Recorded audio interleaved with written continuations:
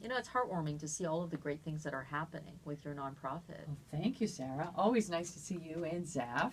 And you're right, we're moving quickly. Our accountant and our attorney always say, hey, Kel, you guys are only a year and a half into this nonprofit, 501c3, but you're behaving like a 5-year-old nonprofit because we're really moving with speed.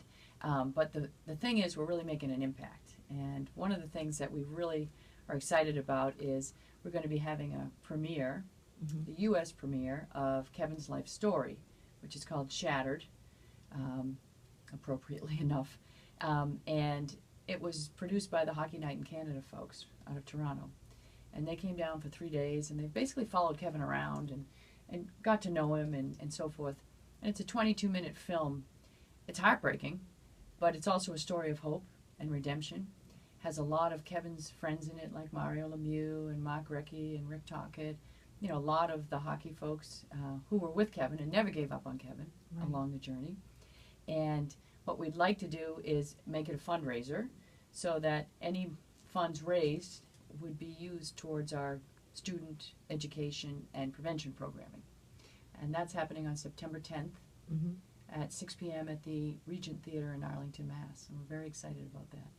Yeah, we're very excited. I'll be there. And yes, you're coming as a VIP. Well, we're supporting it, thank you.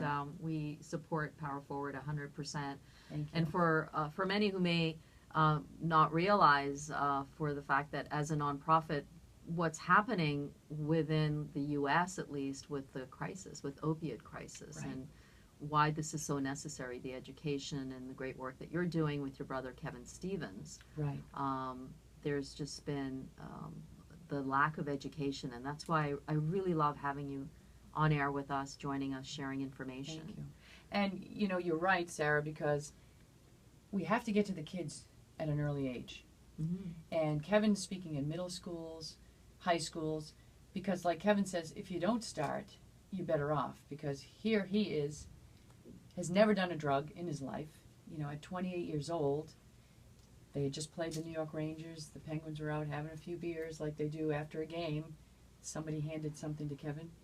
He didn't even know what it was. It was cocaine. Went in the bathroom, he did it. He made a 20-second decision that changed his life, not realizing he had the addictive gene. And when he speaks to the students, he talks not only about the crisis, the opioid crisis, which is now fentanyl, which is a killer, but also about making good decisions. A 20-second decision changed the course of his life for 24 years. And it's a very powerful message. And he spoke to 400 fifth graders on Cape Cod not too long ago. And it was amazing. They paid attention. They were engaged, you know, because this is a local kid, you know, grew up in Pembroke, Massachusetts, you know, played hockey just like they did, you know, as a youngster, went to BC, played for the Olympic team, had a beautiful life. And as Kevin always says, if you wanted to be anybody, you wanted to be him. Right. And, you know, winning Stanley Cups, playing with Mario Lemieux, getting 50 goals, 100 points, 200 penalty minutes. He's a little feisty out there. One of the students asked, hey, do you still got it? Do you still skate? He says, no, I don't. I do not still have it, but I do skate. I push the puck around with my kids. He's got it. I think he still got it. Yeah, I do too. He's always humble, and that's what I love about your family, like you and your brother. You have such a great relationship and very humble. Well, thank you. You are super humble, Kelly, and you've accomplished great things. Well, thank you. And we're also very excited about the fact that we're working with the DEA. The DEA, Drug Enforcement Agency, the perception of the DEA is all about enforcement. And we all know we're not going to arrest our way out of this crisis. So the DEA wants to be more engaged in the community. So they came to Power Forward and they said, you know, we like what you're doing. You're reaching the kids. You're reaching out to anybody in need, whether it be the homeless or, you know, youth teams, hockey teams, colleges, and so forth.